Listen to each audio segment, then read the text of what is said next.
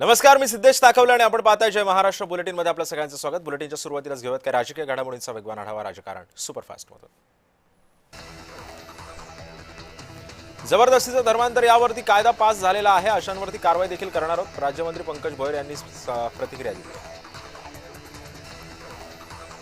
बंगालमधल्या यशाबाबत ट्रम्पकडून अभिनंदन करण्यात आल्याच्या बातम्या सगळ्या खोट्या आहेत असं संजय राऊत यांनी म्हटलंय। ग्रामपंचायत जिंकल्यावर सुद्धा ट्रम्प अभिनंदन करतील असा टोला सुद्धा राऊतांनी लगावला। मुंबईमध्ये मराठी नामफलक सक्तीचा मुद्दा पुन्हा एकदा ऐरणीवरती आलाय। मराठी नामफलक नसलेल्या 5020 आस्थापनांवरती शिवसेनेनं कारवाईची मागणी केली आहे। गोरेगावमधल्या वेस्टिन हॉटेलच्या नामफलकावर सुद्धा कारवाईची मागणी करण्यात येते। ठाणे महानगरपालिका क्षेत्रामध्ये नालेसफाई अर्धवट असल्याचा आरोप करत ठाकरे गटाचे महानगर संघटक महेश कदम येथे नाल्यामध्ये उतरले। नालेसफाईच्या नावानं हातसफाई करत असल्याचा आरोपही महेश कदम यांनी केलेला आहे।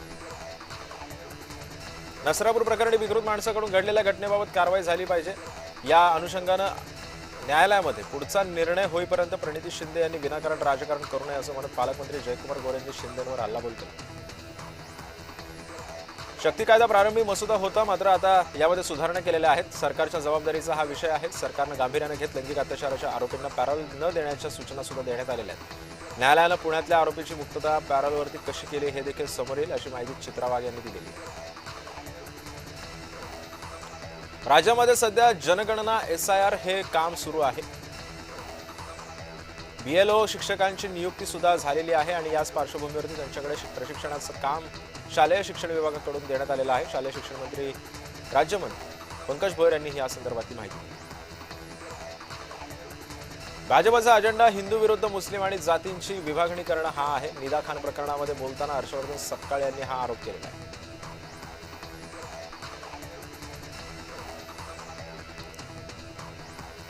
शिरसाट यांचे सर्वच्या सर्व आरोप जलील यांनी फेटाळून लावलेत। माझा आणि निदा खानचा काही एक संबंध नाही असं जलील म्हणाले।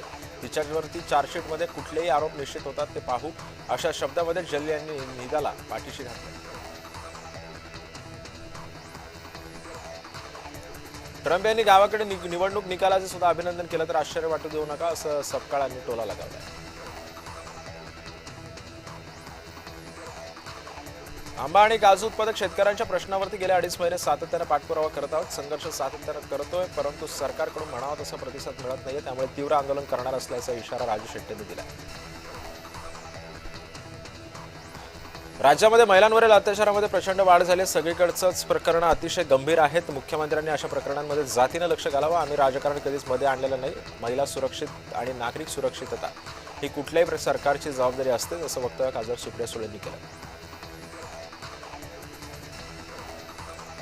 छत्रपती संभाजीनगरमध्ये पोलिसांनी इम्तियाज जलील यांच्या घरी ते दाखल झाले होते। पोलीस निदा खानबाबत चौकशीला आल्याची चर्चा आहे, मात्र पोलिसांनी यावरती बोलणं टाळलेलं आहे।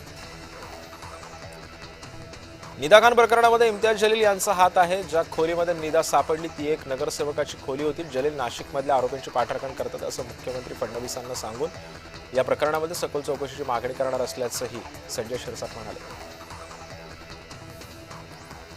अमरावतीतील शासकीय वैद्यकीय महाविद्यालयावरून राजकीय मतभेद तीव्र झालेत। महाविद्यालयासाठी कोंडेश्वर परिसराला भीषण आग लागली।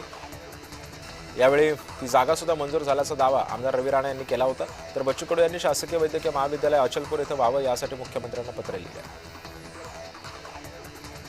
मनसेचे नेते अमित ठाकरे यांनी सोशल मीडियावरती सरकारवरती घणाघाती हल्ला करणारी एक पोस्ट लिहिलेली आहे। शेतकरी आत्महत्या, वाढता भ्रष्टाचार आणि झाडांची कत्तल, वाढता ड्रग्सचा विळखा आणि लहान मुलांवरील अत्याचार यांसारखे गंभीर मुद्दे व्हिडिओतून मांडण्यात आलेले आहेत। नवी मुंबई महापालिकेतील कामकाजावरती अंकुश राहावा यासाठी तदर्थ समितीची स्थापना करण्यात आली।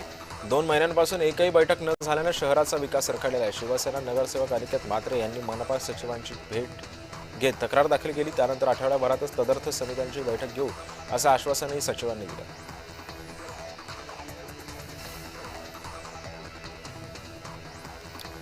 सातत्यानं जिहादी प्रवृत्तीचं डोकं वर काढतंय। निदा खान प्रकरणामध्ये इम्तियाज जलीलचा मुख्य रोल आहे। पोलिसांनी त्यांचा तपास करावा या अशी मागणी आमदार गोपीचंद पडळकरांनी केली आहे।